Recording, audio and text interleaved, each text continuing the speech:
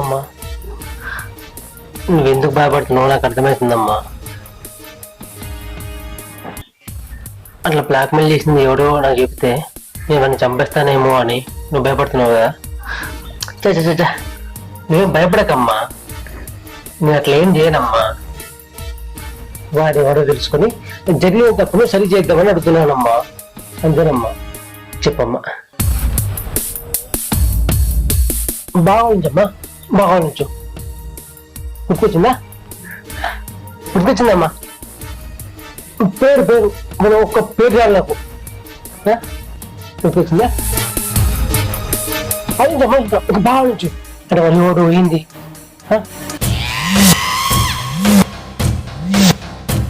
అదేంటమ్మా?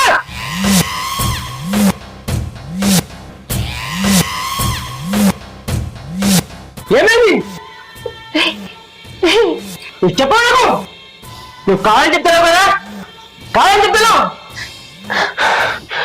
ఎందుకే ఎందుకే నరికి చంపాలని తన కోపం వస్తుంది. శివ బన్నెట్లేను నా మాట శివ.